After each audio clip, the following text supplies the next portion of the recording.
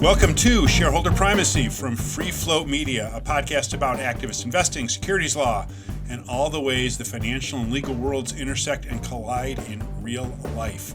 We are usually here, of course, with Ann Lipton, a law professor at Tulane in New Orleans. She teaches and researches securities and business law, and she usually holds up the legal end of the podcast and is once again traveling to a conference. That's what they do. So instead, we thought we would talk to our friend and colleague, Matt Moscardi.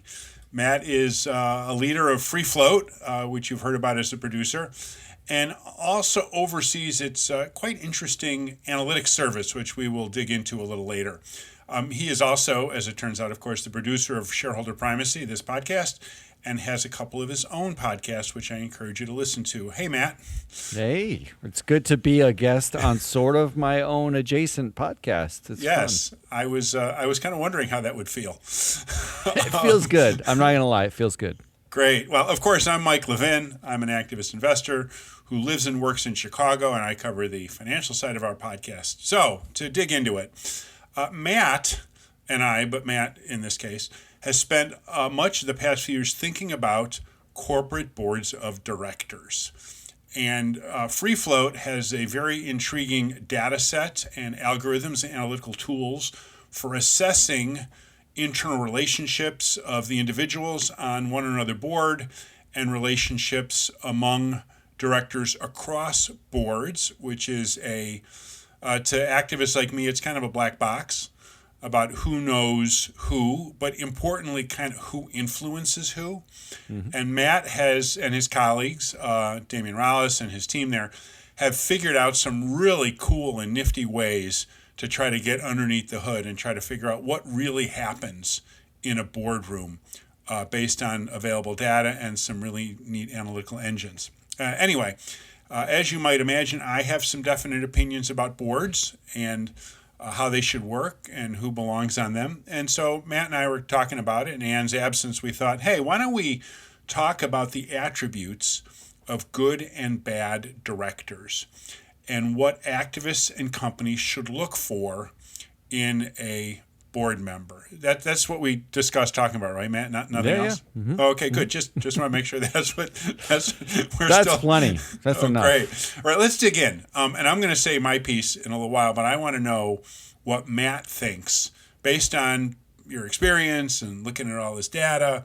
What are the most important attributes of a good director? Let's hear that for a minute and use that as a basis for this. All right, I'm going to ruin your prep by flipping it over back at you. All right, so one of the things that Free Float does, the way we approach a board, is we think of it like sports analytics, right? We think of it like you're putting together a team. So any individual can have attributes, but really what you're going for is a team dynamic and team outcomes. That's so the question is really to you, like, what, especially an activist, when you think like an activist, you're thinking about this in particular. What are the outcomes that this team is basically right? Why do we elect them and pay them? What are we looking for? Right. Okay. Which is your natural state of being, which is not most investors' natural state of being. So the real question is for you: what do you think makes a good director or a good team? Like what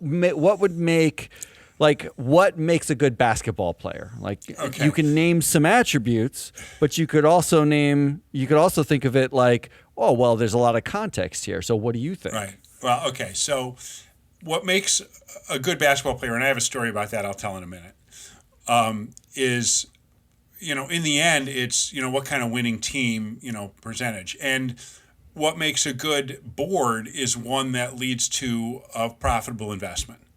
Okay, that's sort of a non-answer to the question, but there's a lot of, and I know that Free Float kind of looks at this, and some of the data points to how much value add an individual director contributes, which I think is a fascinating and really useful statistic.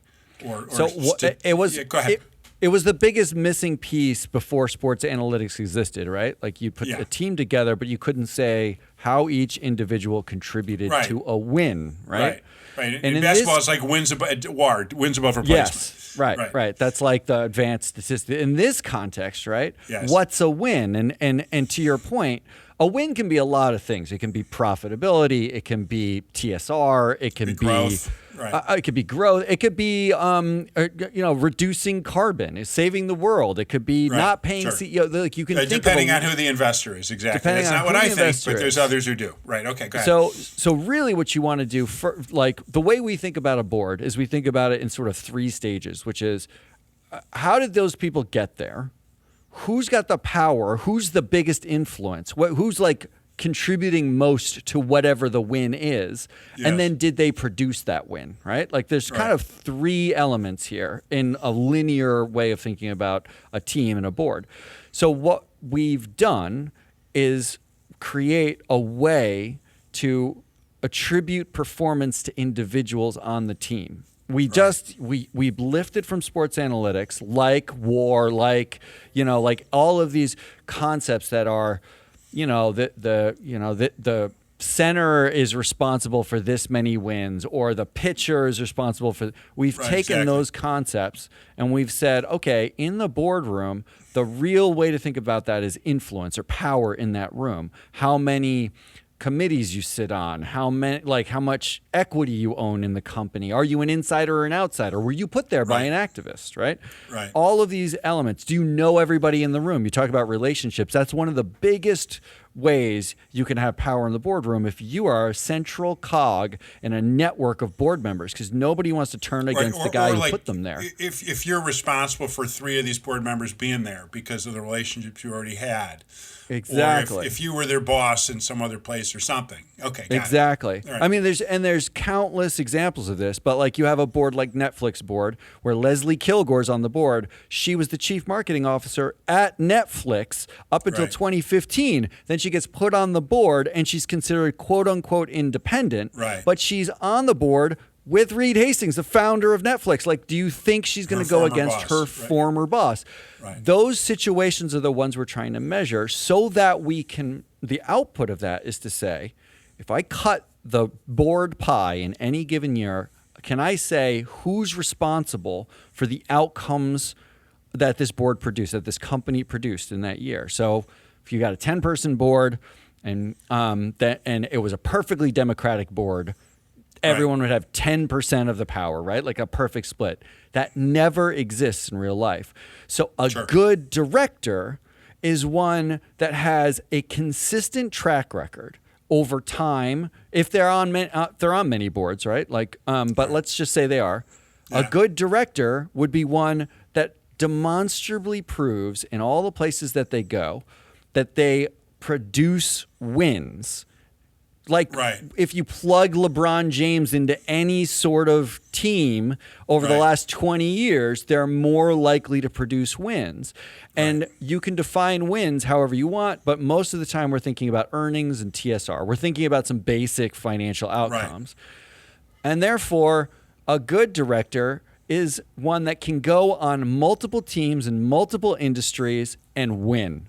Help produce strategy that gets to earnings and gets to TSR. So let's get a little more specific or narrow about some of the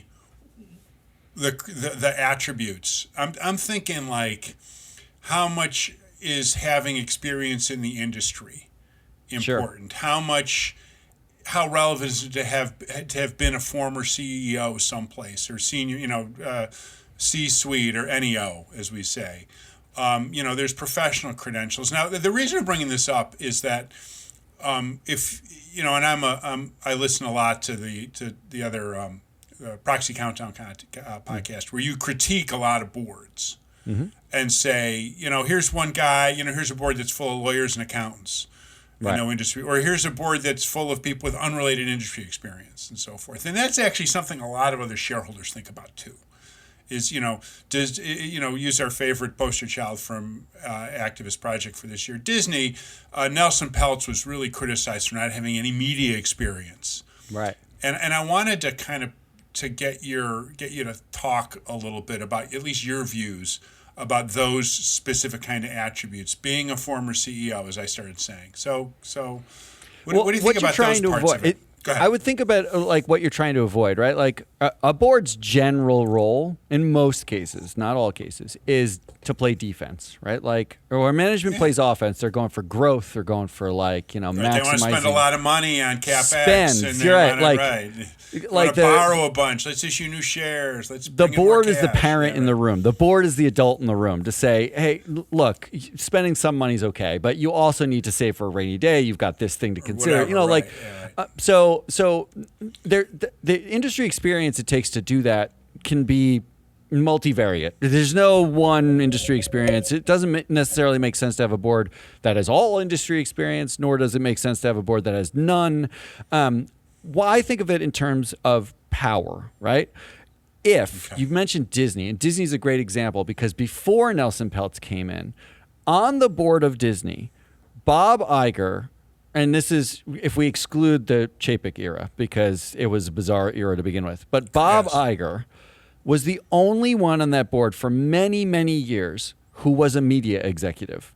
Right? Oh, interesting. Okay. The board itself had a lot of retail experience, sort of adjacent experiences that were important to Disney. But if you want to consolidate power, it's very helpful to be the only person in the room who says, has anybody else made a movie here? No? Well, I have. Lots. So I know what I'm talking about, right? That's useful. Right. And that's a way to consolidate power with like an executive who has that core knowledge.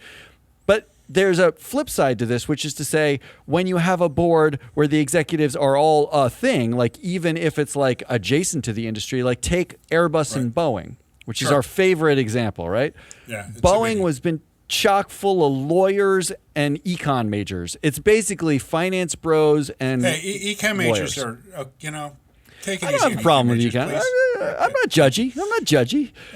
Okay, I feel seen a little bit, but okay. But then take it against Airbus, right? Airbus had a higher proportion of their directors, their backgrounds were in engineering. It was We're people who've worked on planes. Built a plane. Worked on making planes. It seems relevant. It seems relevant in that context. So one of the things that we've done is we've gone through 200,000 director bios and used language models to extract their experience, their schooling, classify some level of base knowledge that they're likely to have based on the titles that they've achieved, the industries they worked in and the companies they worked in, the degrees they've got, just some basic core foundational thing. Because when you look at what the companies say their experience is, right, in their skills matrix, they basically make it up. Every skills matrix. We ran an experiment pulling directors on multiple boards and found that like something like 40% of them had a skill in one place that didn't have it in another skills matrix, right? Like it was make-believe, right? Oh, interesting. Yeah, right. Okay. So when you find that, you just are like, what? Can we just agree on some base knowledge?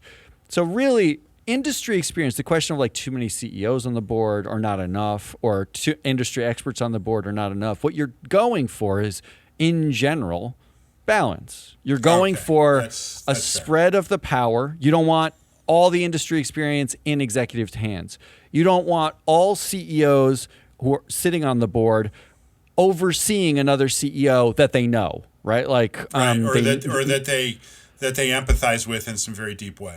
Exactly. You also don't want, on the flip side, one CEO on the board who no one else has ever been a CEO, because that also means that one CEO consolidates power. Like when I was CEO at such and such, right? Yeah. So it's really what you're looking for. It always comes down to a team dynamic. You want to maximize the output of the board. It's about maximizing the team and their balancing strengths and weaknesses, just like any sports team. All right. Well, because I have some. You flipped this back at me as we launched into this, and I have some views that I would like to reveal. Reveal! I like that. Or say,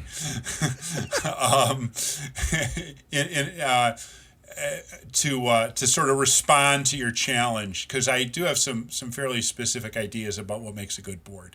Oh, I like this. And they're somewhat consistent, but they may be a little contrary to what you've laid out here. So let's get to that, but let's get to that after a quick break. And let's return in a moment with Matt Moscardi from Free Float here at Shareholder Primacy. Back in a moment. This is the Free Flow Media Podcast Network, where we cover the who of the business news, because investing isn't a what, it's a who. Check out our other podcast, Business Pants, for fact-based snark covering companies and executives, and the Proxy Countdown, the only podcast that treats company meetings like sporting events. Find them on iTunes, Spotify, or wherever you get your podcasts. Back to the show. Welcome back to Shareholder Primacy. We're here with Matt Moscardi from Free Float Media. I'm Mike Levin. We have been talking about the attributes and qualifications of directors and what makes a good director. And Matt kind of laid out for us the how he thinks about it, and also kind of how the analytics and data at Free Float kind of inform those views. And I think it's fair to say, if I could sort of just play back what we heard, that there's a real dynamic, and I mean that in the literal sense, way to look at this, that each individual director on a board of, n number of directors kind of influences one another. And you're looking to figure out how they all add up into sort of a coherent and cohesive whole. And among that dynamic would be mixes of industry experience, of financial expertise, of executive experience. And, there's going to be, no one, kind of rule that says that you need, 20% of X and 30% of Y. It's going to kind of vary by company, by industry, by stage of growth of a company. There's all sorts of different ways. Is that, is that a fair way to kind of describe what you were trying to convey? Yeah, it's the sexy nuance of governance. Is what I like right. To think of it Exactly. As, yeah. Well, I have a couple comments about that. Let's bring it. Okay. I've always kind of been a little curious and a little skeptical of the need for industry experience. Actually, I'm going to back up. I've always been skeptical of the need for executive experience on a board of directors. Okay. I have long been an advocate that a CEO not only should not be board chair of their own company, but shouldn't even be on the board of their own company. I love that. Yeah. Okay. I'm with you. That is really in the minority. That's going to upset and aggravate a lot of people, especially CEOs that like that title. But I don't think that a board can supervise a CEO when that CEO is among them. Okay? I mean, just to that point. Yeah. In what other place in anyone's entire career or life are you in the room with your boss when they make every decision about you? Exactly. Like, zero. It doesn't really happen. So now, I can accept a CEO being in the room for discussions of stuff. I don't want the CEO in the room to vote on stuff. Exactly. Okay. Yeah. And, boards tend to be pretty scrupulous with some leakage about, keeping CEOs out of comp discussions or whatever. I've been on boards where we've had to been careful about that. But nonetheless, I think that version of executive experience is just bad news. I also am somewhat skeptical of sitting CEOs of other companies serving on boards of other companies, of my company, or however you want to put it. Okay. Sure. That if I'm the CEO, being a CEO of a publicly held company is a big job. It's 24/7. It's really huge. Okay. And if I were the board of a company with some high performing CEO, it would be a very low priority for me to say, I think you ought to go be on 2 more boards. I think that's important. Okay, for your development as an executive and for you to serve us. Okay. I would really be, and again, there's going to be, I suppose, exceptions. We just heard last week about how Nike went and re-engineered its executive team and fired the CEO, brought in a new person. And evidently, Tim Cook, CEO of Apple, who's on the I don't know if he's chair or he's on the He's not just on the board. Yeah. He's on the board. Evidently, he was pulling the strings on this. And, Nike shareholders are happy. It was probably good. We're grateful for Tim's attention. But the Apple board, Apple's got a lot of stuff they're dealing with. How they would allow Tim Cook to go spend part of his week managing Nike, I think that's a problem. Even though they have a business relationship, there's a Nike version of the Apple Watch.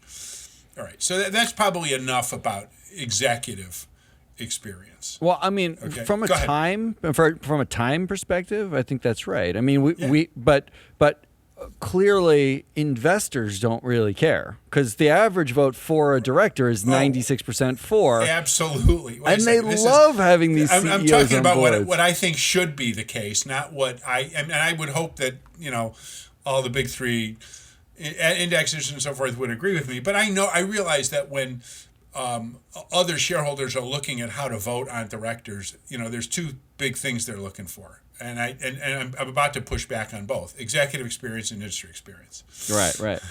And so the industry experience aspect of this,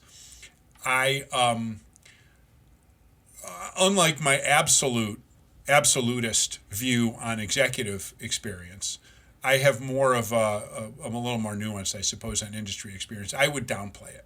Okay, I think that anything that a smart director needs to know about a company and its industry, they can learn in like a month or two. Really? That they look. I've been on a couple boards, a consumer electronics company and a gaming company. I didn't know much about either, and by the time I 2-3 months into it, I was up to speed on the industry issues. I mean, I had a focus. But again, I wasn't a sitting CEO at some other company where I had other stuff to do. This is my job. Okay, and so the industry experience I would make less of a priority compared to two other key attributes. The first is being a significant investor, having some skin in the game, okay? And I'll tell a little version of this, which is, once in a while someone asks me, I need a director for a company, like a portfolio manager I'll be working with on something. And we'll talk about directors for a portfolio company, and we're thinking of running a proxy contest or whatnot. And he'll say, or she'll say, yeah, who do we want to recruit? I said, do you want to do it? And they'll look at me like, I said, look, you got 8% of the shares. Right. I said, it sends no better signal to your limited partners and to the marketplace as a whole that you would be willing to be a director on this board instead of delegating that. I said, your most valuable resource is your time. And the fact that you would say to, again, your limited partners and the rest of the world, I am willing to spend 300 hours a year on this investment by being a director, sends a huge positive signal. Confidence in the company, or at least your thesis for the company, and your willingness to spend the time doing that. Well, I'll say this though. That does downplay. So I'm going to talk about this in a proxy countdown, the podcast where we dissect this. But we're doing one on Lamb Research. I think it's going to come out before this show comes out. So it'll already be out by the time this is out. But it downplays both the sort of social skin in the game that many of these boards actually have. And by social, it's like a social economic skin. Right. And the fact that there is no better job in America than being on a publicly traded board, right? Yes, right. It's not just the credential. It is a lifetime appointment, basically, right? Like you're pretty much guaranteed to be on not one board, but once you've broken through the board ceiling, you can get board positions in a multitude of places. Right. Oh, it's a great gig. Once you've sort of proven it, and once the recruiters know who you are and so forth, you get more offers to be on boards than you know what to do with, and you need 3 or 4, and they pay quarter to $200,000 to $400,000 a year, and they pay more. So on an hourly basis, this is the breakdown, right? When you break it down on an hourly basis, they pay almost exactly as much as you would make as a CEO, but you only work about 70 hours a year, right? Like, well, a little more, but okay. Like let's be generous and say it's 170 hours a year, right? Like you're still not working a CEO's level of hours, like absolutely. 80, 90 hours you're not a week. Responsible, and your only responsibilities are fiduciary to shareholders. It's not like you got a whole team of people who you're trying to keep happy. Basically, what you're doing is running around trying to reduce the information asymmetry that management has that you don't have, right? Like you mentioned that, like, and this is where the pushback for me would be on the industry experience, right? Like you can get up to speed quickly on an industry's risks and possibility, like the function, the operations, like things to think about. But does that position you to think about 7 years from now? Because the average board term is 7 years in the United States on the S&P 500 boards, right? Yeah, that's right. 7 years from now, you have to be strategically planning so that this company is viable 7 years from now. Right. Are you positioned to do that in a month, right? Like by looking at the company. Fine. So my point is, you're right, I think, that having direct skin in the game as an investment skin, because directors do not typically own shares. They bail out, and if they're 1 year or the shares vest, that they do own are granted to them by the company. It's all granted. Their own money, right? Yeah. Usually they're not like paying out of pocket for these shares to show that they actually believe in the company. That I totally agree with. But there is a different kind of skin in the game, and there's sort of a different kind of need when it comes to industry experience. And I think both get undervalued when it comes to how investors view these teams and the dynamics on boards. They don't think about those things at all. They don't think about the social skin in the game, and they don't think about 7 years from now, you're making decisions now. Yeah. All right. That's a fair point. And so, like I said, I kind of reduced in importance the industry knowledge. I don't want to eliminate it. There's one other attribute that I wanted to bring up that, and again, maybe next year we'll find a different company, but we'll use Disney as the example again. Sure. It's independence, and I'm not talking about independence as the SEC defines it. And that independence is like you're not getting paid by the company, and you're not business partners with the CEO and some other venture. And the problem, the solution for independence problems there tends to be more disclosure. Right. Though there's certain committees can't be you have to be majority independent or whatever. Okay, I'm talking about independence in the will and the ability and the aptitude for questioning and pushing back on management. Sure. And this is why I want to use Disney. And this is for me as a shareholder, as an activist. If I'm looking for directors, I know I can do this, but if I'm looking for a team of 3 or 4, this is the number one attribute for me. Oh, yeah, I'm with you. Yeah. And so by independence, again, the ability to question and push back is critical. So let's talk a little bit about why I think Disney illustrates this superbly. Okay. The big problem with Disney, other than, they had a streaming service that was only kind of bumping along, relative investor satisfaction, and they hadn't, really had a really huge hit movie in a little while, was the fact that Bob Iger kind of owned that board. Yeah, no doubt. Okay. And, kudos to him if he's able to do it, okay? But, he, especially once the board asked him to come back after this succession plan that, I can't imagine he wanted it this way, but it worked out this way. They kind of begged and pleaded, and so he had the board eating out of his hand. So, and look, he was a really good deal maker for a long time, okay? But then, I think in particular the Fox Studios deal kind of didn't go well. But now we have a board that will basically do whatever he asks. Mm-hmm. Okay, if he wants to, think about some other deal, if he wants to pour a lot more money into streaming, whatever he says, will go. Okay, if he wants to push back the announcement of his successor for another 18 months, okay, fine, we'll do it. Okay, Well, this brings us to the proxy contest that, unfortunately for Disney shareholders like us, didn't go well. Brings us to Nelson Peltz.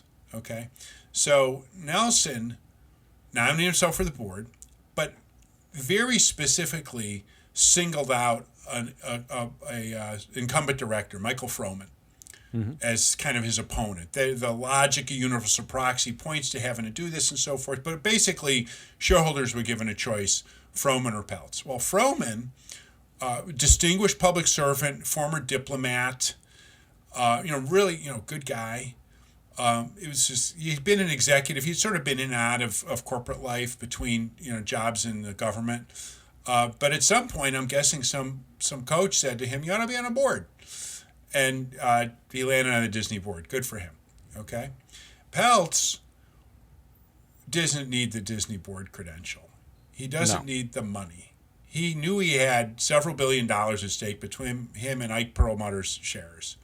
Okay. And he would be fearless in pushing up against a guy like Bob Iger. Okay, he would have no compunction about questioning his decisions, and I think he could probably do it in a reasonable way. There's half a dozen other CEOs testified to Peltz's ability to kind of get along in the boardroom or to make his points in a way that wasn't too reckless. But that's the kind of independence to be able to push up against a guy like Bob Iger. And the problem is Bob Iger knew this. Bob Iger, that's the last thing he wanted was somebody with Nelson Peltz's independence and disposition in the boardroom, raising questions and so forth. Again, regardless of industry experience and so on, that's the kind of person that a really shrewd activist wants in on a board of directors. So that that independence becomes my biggest priority. So I'm with you on the independence, right? Like, Great. And I think the James Craigie case suggests that there is a shifting view on the idea of independence. So the James Craigie case is basically the SEC brought against Church and Dwight director James Craigie, who did not disclose that he had a personal relationship with an executive at the company, exactly, and encouraged him to do things in a certain way, right? Okay. Because he didn't disclose the personal relationship when asked about it, right? Like that's what got him in trouble. It's not so much that he had the relationship. If he just disclosed it, then he probably wouldn't get in trouble. The SEC probably would have moved past it. They would have just moved past it. Right. But there is this idea that those relationships need to be disclosed. Now, Iger's learned from the best, right? Michael Eisner really famously put on people he knew at the kid's school. Disney War, the book by James Stewart, is like a board page turner about how to construct a board badly around lack of independence from the CEO or the executive. Yeah. That said, right, Froman's on the Council of Foreign Relations. Yes. He is highly interconnected to every other director through those kinds of absolutely. He's well connected, right? But he was not going to be the person because of how he got on the board and exactly kind of person he was not going to be a director who was going to make life hard for Iger. He wasn't supposed to, right? Exactly. No one on that board was really supposed to push back on Iger. That's the point. But Disney is not unique. I think actually, there's hundreds of examples of this. It's of course. The average American company, 20% of the boards are connected to each other just through other boards. Forget nonprofits and forget other affiliations, right? Which means 1 in 5 directors in a boardroom knows each other, which really oddly overlaps with PwC does their board surveys every single year. Right. They just put theirs out. Apparently, 1 in 5 directors are reluctant to voice a dissenting view, right? Exactly. So it's not really a coincidence. Not a huge coincidence. It's not a huge coincidence that 1 in 5 directors know each other and that the 1 in 5 don't want to dissent, right? But that's just what you can measure through other boards. When you actually get even deeper, we did a study when we were analyzing. I don't even remember who we were analyzing. We are actually looking at a Walmart nonprofit. What we found was John Tyson was on the North Arkansas Council of something. John Tyson, the Tyson's Tyson person? Foods like executive, is on some board in North Arkansas that was paid and run by Walmart, like the Walton family, right? Yes. So a major supplier to the Walmart stores in Tyson Foods is sitting on this little tiny, infinitesimally small nonprofit in northern Arkansas with the Waltons, right? Like with Walton family. Yep. That happens all the it's time when you start to dig into it. So you're the idea of independence is absolutely right. No matter what you think of Peltz or Blackwell's nominees or whatever, or the idea is boards are highly insulated. And again, it gets down to influence and power. The question always is, when everyone in the room, and this was what got us to the analytics we did a 30-year deep dive in the Boeing board, and we realized in 2011, the board that greenlights the MAX 8 planes, 2/3 of the board room at that time were connected either directly or indirectly through Ken Duberstein, the head of the nominating committee's lobbying firm. They were his clients or they were his friends, right? 2/3 of the board we could directly connect. The other 1/3 were connected to the other board members. So we got into this deep dive trying to say, like, oh, well, if Ken Duberstein knows everyone in that room, is he the guy really calling the shots? Which is why we built these sort of analytics about influence and understanding it. Because of that question, I think you're exactly right. That central question of independence. And that's the one that doesn't really appear in sports, right? Like you don't care if the athletes are independent. Right. In basketball, or not. it's not like we do other things in basketball. Yeah, if you think about other stuff. It would be as if you brought in like a point guard who only passed to one other player that they were friends with. Well, right? That's all they did. I don't know if you probably could tell I've played my share of pickup basketball over the years. I am a mediocre player. I'm a great watcher. I used to be better than I am. I haven't played in a while. Okay, but you're asked kind of the best attributes. What the most let's bring it full circle. So I you can't tell sitting down recording a podcast. I'm a big dude. Okay, I'm 6'6". At my height, I was probably way over 270 pounds. Oh, wow. Okay. And so I was a center, and I used to dominate. love mixing it up with guys. We had a lot of fun in my pickup games. And I was in one particular pickup game where a friend of mine was watching from the sideline, watching me kind of throw my weight around. And he looked at some guys and said, "That's it. That's the most important attribute." I said, "What's that?" He says, "You can't teach weight." I said, "Okay, cool." If we could measure it, we would love to. We want to know everything about every director. Can you learn weight? We're getting closer. We're getting closer. Can't teach height, of course. That was John Wooden's old thing. You can't teach weight. We're getting closer. Anyway, we're getting closer. That was me. Anyway, this has been really fun. We'll return to this at some point and talk more about board credentials and so on. But I think we should give our followers and listeners here a little bit of break and think about what we've been discussing. So Matt, I think we can wrap up. It's been terrific talking to you. Thanks for being a guest on your own the own show you produce. It's been great to be here. Excellent. So this is Shareholder Primacy, hosted by Ann Lipton and me, Mike Levin. I'm an independent activist investor and advisor to investors about their activist situations. Ann, as we've talked about, is a law professor at Tulane. And for this episode, we've been talking to Matt Moscardi of Free Float. You can find Mike at theactivistinvestor.com, and you can find Matt at freefloat.llc. Our podcast is produced and distributed by, guess who? Matt Moscardi at Free Float Media. Thanks for listening, and we'll talk again soon.